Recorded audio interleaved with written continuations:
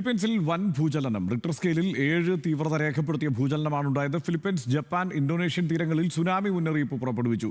ആദ്യം നമുക്ക് ആ ദൃശ്യങ്ങൾ കാണാം.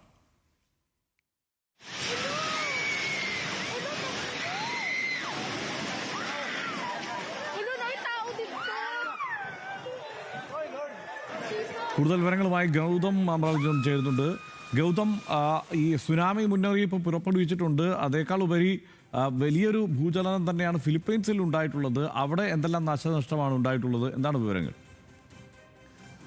ഹർഷൻ, ഫിലിപ്പീൻസിൽ വ്യാപകമായ നാശനഷ്ടം, പ്രത്യേകിച്ച് ഈ പ്രഭവ കേന്ദ്രമായ മുണ്ടനോ ഉൾപ്പെടെയുള്ള ദ്വീപ് പ്രദേശങ്ങൾക്കകത്ത്, തീരപ്രദേശത്ത് വലിയ രീതിയിലുള്ള നാശനഷ്ടം, കെട്ടിടങ്ങൾ തകർന്നും അതോടൊപ്പം തന്നെ വാഹനങ്ങൾ നശിച്ചും ഉള്ള നാശനഷ്ടമാണ് ഇപ്പോൾ റിപ്പോർട്ട് ചെയ്തിരിക്കുന്നത്. റോയിട്ടേഴ്സ് നൽകുന്ന ഏറ്റവും പുതിയ വിവരപ്രകാരം 5 പേർ ഈ ഭൂകമ്പത്തെ തുടർന്നുണ്ടായ അപകടങ്ങളിൽപ്പെട്ട് മരണപ്പെട്ടതായിട്ടുള്ള ഒരു റിപ്പോർട്ട് കൂടി പുറത്തു വരുന്നുണ്ട്. അത് ഔദ്യോഗികമായി സ്ഥിരീകരിക്കപ്പെട്ടിട്ടില്ല.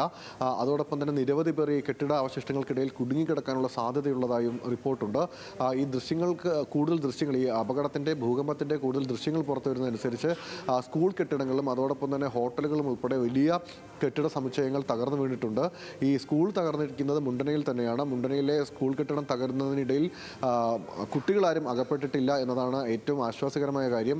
കുട്ടികളെയൊക്കെ ആദ്യം ഈ ഭൂചലനത്തിൻ്റെ തുടക്കത്തിൽ തന്നെ അവരെല്ലാം സ്കൂളിൽ നിന്ന് ഒഴിപ്പിക്കാനും സുരക്ഷിതമായി മാറ്റാനും കഴിഞ്ഞതിനാൽ കുട്ടികളുടെ മരണങ്ങളൊന്നും സംഭവിച്ചിട്ടില്ല എന്നാണ് ഇപ്പോൾ റിപ്പോർട്ട് ലഭിക്കുന്നത്. അതേസമയം ഈ മുണ്ടനയിൽ നിന്നും 200 കിലോമീറ്റർ അകലെയുള്ള ദവോ ഉൾപ്പെടെയുള്ള പുലവ് ഉൾപ്പെടെയുള്ള പ്രദേശങ്ങൾ, അത് ഈ പ്രഭവ കേന്ദ്രത്തിന് 200 കിലോമീറ്റർ അകലെയാണ്. അവിടങ്ങളിൽ ഉൾപ്പെടെ കെട്ടിടങ്ങൾ തകരുകയും പ്രകമ്പനം അനുഭവപ്പെടുകയും ചെയ്തിട്ടുണ്ട് എന്നുള്ള റിപ്പോർട്ടാണ് പുറത്തു വരുന്നത്. അതേസമയം ഇന്തോനേഷ്യൻ തീരത്ത് നേരത്തെ സൂചിപ്പിച്ച പോലെ തന്നെ കിടി ഉൾപ്പെടെയുള്ള സ്ഥലങ്ങൾക്കകത്ത് വലിയ തിരമാലകൾ, അതായത് സുനാമി തിരമാലകൾക്ക് സമാനമായി തിരമാലകൾ ഉണ്ടാകുന്നുണ്ട് എന്നുള്ള ആശങ്കാജനകമായ റിപ്പോർട്ട് കൂടി ഈ ഘട്ടത്തിൽ പുറത്തു വരുന്നുണ്ട്. ജപ്പാൻ തീരങ്ങളിൽ 1 മീറ്റർ ഉയരത്തിൽ വരെ തിരമാലകൾ ഉയരാനുള്ള സാധ്യതയാണ് കണക്കാക്കപ്പെടുന്നത്. പക്ഷേ അവിടെ ഇതുവരെയും അത്തരത്തിലുള്ളൊരു ഉയർന്ന തിരമാലകളെ സംബന്ധിച്ചുള്ള റിപ്പോർട്ടുകളൊന്നും വന്നിട്ടില്ല. പക്ഷേ ഈ സംഭവവുമായി ബന്ധപ്പെട്ട് തകർന്ന കെട്ടിടങ്ങൾക്കുള്ളിൽ പരിശോധനയും അതോടൊപ്പം തന്നെ ആരെങ്കിലും കുടുങ്ങിക്കിടക്കുന്നതോ ഉണ്ടോ എന്നത് സംബന്ധിച്ചുള്ള അന്വേഷണമൊക്കെ നടക്കുന്നുണ്ട്.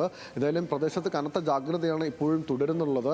റിക്ടർ സ്കെയിലിൽ 7 തീവ്രത രേഖപ്പെടുത്തിയ ഭൂചലനം കഴിഞ്ഞ ദിവസം രാത്രി 11:30 കൂടിയാണ് സംഭവിക്കുന്നത്. ഇന്ത്യൻ സമയം ഏകദേശം രാവിലെ 7:30 കൂടിയിട്ടാണ് ഈ അപകടം നടന്നിരിക്കുന്നതെന്നാണ് മനസ്സിലാക്കാൻ സാധിക്കുന്നത്. എന്തായാലും തുടർചലനങ്ങൾ ഇപ്പോൾ റിപ്പോർട്ട് ചെയ്യുന്നില്ല. പക്ഷേ ഈ കടലിനോട് ചേർന്നുള്ള പ്രദേശത്തായതുകൊണ്ട് തന്നെ ഇത് വലിയ തരത്തിലുള്ള മറ്റേതെങ്കിലും പ്രതിഭാസങ്ങൾക്ക്, പ്രത്യേകിച്ച് ഈ ഉൾക്കടലിൽ ഉള്ള വോൾക്കാനുകൾ ഇറപ്റ്റ് ആകുന്നത്, അത് തകരുന്നതിനോ അല്ലെങ്കിൽ തുടർചലനങ്ങൾ ഉണ്ടാകുന്നതിനോ ഉള്ള സാധ്യതകൾ തള്ളിക്കളയുന്നില്ല. എന്തായാലും തീരദേശത്തുള്ളവരെ എല്ലാവരെയും ഒഴിപ്പിച്ചിട്ടുണ്ട്. അവരെല്ലാം ഉയർന്ന പ്രദേശങ്ങളിലേക്ക് മാറ്റിയിട്ടുണ്ട്. പ്രത്യേകിച്ച് ഫിലിപ്പീൻസിൻ്റെയും ഇന്തോനേഷ്യയുടെയും ജപ്പാൻ്റെയും തീരങ്ങൾക്കകത്ത് കടുത്ത ജാഗ്രതാ നിർദ്ദേശം നൽകിയിട്ടുണ്ട്. പൂർണ്ണമായ വിലക്ക് ഏർപ്പെടുത്തിക്കൊണ്ട് തന്നെ അടിയന്തര രക്ഷാപ്രവർത്തനവും ദൗത്യങ്ങളും ഏറ്റെടുക്കാനുള്ള നിർദ്ദേശങ്ങളാണ് നൽകിയിരിക്കുന്നത്. അത്തരം പ്രവർത്തനങ്ങൾ അവിടെ പുരോഗമിക്കുകയാണ്. ഹർഷൻ, ഗൗതം അമൃതമാണ് വിവരങ്ങൾ നൽകിയത്.